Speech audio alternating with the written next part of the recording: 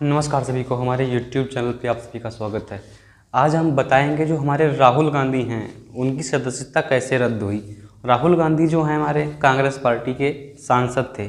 उन्होंने 2 सीटों से चुनाव लड़ा था। एक थी हमारी अमेठी से हारने के बाद उनको सेकंड जीत हुई थी केरल की वायनाड सीट पे, और वायनाड सीट पे वो सांसद बन गए थे। लेकिन उनकी सांसद की सीट गई कैसे, ये कुछ लोगों को नहीं पता है, तो उनको संविधान की जानकारी नहीं है, मतलब इसीलिए उनको ये बात नहीं पता।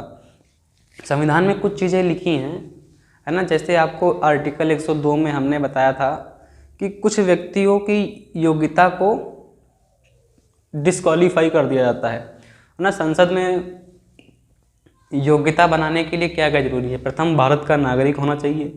दूसरा, लाभ के पद पे ना हो। तीसरा, पागल ना हो, दिवालिया ना हो। दिवालिया समझते हो आप? कर्ज में डूबा व्यक्ति, है ना, या संविधान का अतिक्रमण ना कर रहा हो।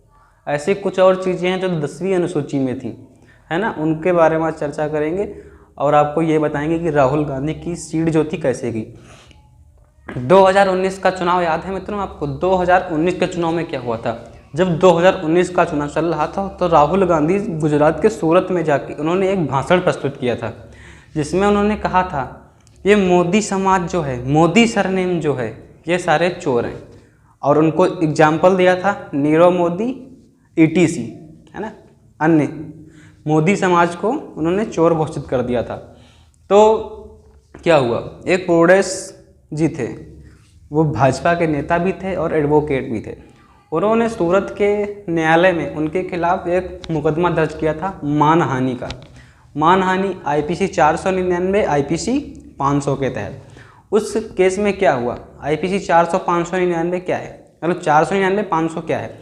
IPC 499, 500 के तहत यह प्रावधान है, जब कोई व्यक्ति अपने शब्दों के द्वारा तथा दृश्य के रूप में दिखाते हुए किसी के बारे में अपशब्द बोलता है, तब उस पर मानहानि का मुकदमा दर्ज होता है। और IPC 500 उसमें सज़ा का प्रावधान 2 साल दे दिया गया है, और जमानत भी उसी में दिखाई गई है कैसे होगी।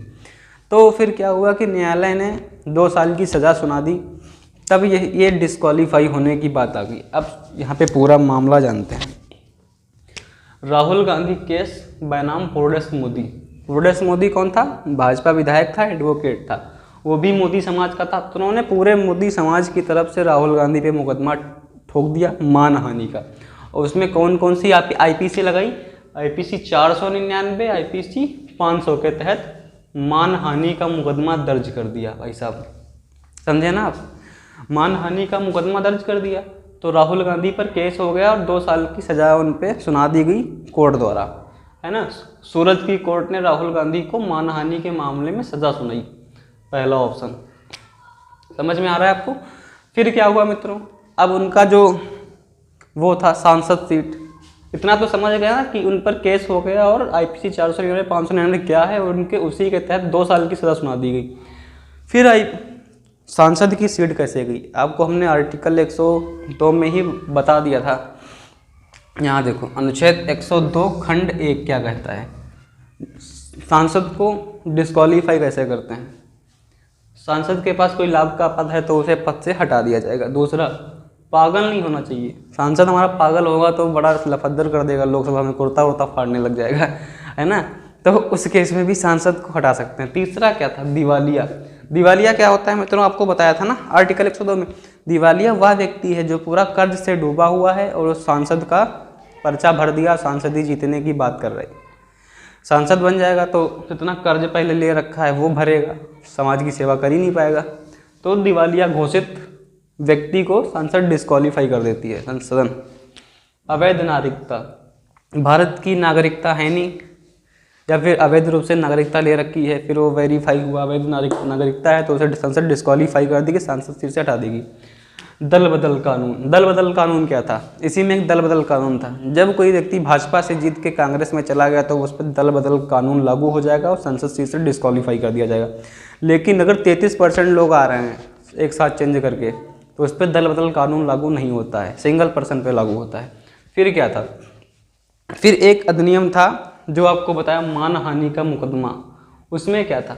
उसमें ये था मित्रों लोक प्रतिनिधित्व अधिनियम 1951, लोक प्रतिनिधित्व अधिनियम 1951 के तहत आपराधिक मामलों में, है ना, आपराधिक, ये तो उसकी बात करता है संसद की, जो हमारी कुछ सिस्टम्स बनाए गए हैं, लाभ का पद, ये सब इनके लिए अवैध डिस्क्वालीफाई कर दिया जाएगा। फिर 10वीं अनुसूची में कुछ प्रावधान था ना, लोक प्रतिनिधित्व अधिनियम 1951 के तहत आपराधिक मामले, जैसे किसी सांसद पर कोई आपराधिक मामला है, कोर्ट सजा सुना दे, उस समय उसको डिस्क्वालीफाई कर देंगे। अब यहाँ लोक प्रतिनिधित्व अधिनियम 1951 हो गया मित्रों, और आगे लिख दिया गया आपराधिक मामले। अब ये हो गया आपराधिक मामला, आरपीसी 499 500, है ना, किसी एक समाज पे अवैध टिप्पणी करना या फिर उसको बेइज्जत करना, ये हो गया मानहानि का मुकदमा। अब यहाँ आपराधिक मामला हो गया। अब सीधी सीधी बात है, जब आपराधिक मामला हो गया तो इसमें एक प्रावधान है कि इसकी सदस्यता को रद्द कर दिया जाए। इसीलिए अनुच्छेद 102 में इतना कुछ दिया है कि संसद को डिस्क्वालीफाई कैसे कर सकते हैं। उसमें अधिनियम 1951, लोक प्रतिनिधित्व अधिनियम 1951 के तहत आपराधिक मामला जब होगा तो सांसद को वैसे ही डिस्क्वालीफाई कर दिया जाएगा। उसमें आईपीसी 499 500 का मुकदमा उन पे मानहानि का लगा हुआ था, है ना। और फिर आईपीसी 82 सदस्यता रद्द करने का प्रस्ताव सुप्रीम कोर्ट दे देती है ना। अब इसके अंतर्गत एक आईपीसी आ गई, लोक प्रतिनिधित्व अधिनियम 1951 आईपीसी 8 के तहत। इसमें मानहानि का मुकदमा दर्ज है तो सदस्यता रद्द हो जाएगी आईपीसी 8(2) के तहत। सदस्यता आईपीसी 8(2) के तहत सदस्यता को रद्द कर दिया जाएगा कोर्ट की तरफ से। फिर लास्ट फाइनल क्या बचता है, कोर्ट की तरफ से फैसला आ गया। अब बचा लोकसभा अध्यक्ष, लोकसभा स्पीकर जिसे बोलते हैं ना, चेयरमैन साहब। अब मुकदमा चेयरमैन के पास फॉरवर्ड कर दिया गया, भाई साहब अब ये तुम्हारा सांसद है, इस पर ये इतना चार्ज लगा हुआ है, जबकि हमारा मानहानि का मुकदमा जिस पे होगा उसको सांसद सीट पे या अन्य कोई आपराधिक मामला, और इसका अधिनियम लोक प्रतिनिधित्व अधिनियम 1951 के तहत आपराधिक मामला ये कहता सदस्यता रद्द कर दी जाए। अध्यक्ष साहब के पास पहुंचा, अध्यक्ष साहब अच्छा बेटा, खूब बेटा गलत भाषण दिए हो संसद में, है ना, इधर उधर जाके खूब मजा ली हो, भारत यात्रा की हो, चलो तुम पर तो एक जुर्म आ गया। अब जब कोर्ट ही बोल दिया है कि अब तुमको हटाया जाए, तो लोकसभा अध्यक्ष महोदय जी ने मारा साइन धड़ाधड़ और सदस्यता निपटा दी कि जाओ भाई साहब अब तुम सस्पेंड हो गए, डिस्क्वालीफाई हो गए सांसद के पद से, है ना। तो ये था हमारा राहुल गांधी केस, आपको पूरा समझ में आ गया होगा, है ना। जिसको नहीं समझ में आया, कोई डाउट है तो फिर एक बार संपर्क करना, हम फिर अब बताएंगे, कमेंट बॉक्स में बोल देना। और आगे नए मामलों से जुड़े जानकारी के लिए हमारे चैनल को लाइक सब्सक्राइब शेयर करें। मिलते हैं नेक्स्ट टॉपिक में, आर्टिकल 131 के बारे में बताएंगे, क्योंकि हमारा आर्टिकल 130 तक तो हो गया था। चैनल को लाइक सब्सक्राइब शेयर करें, धन्यवाद।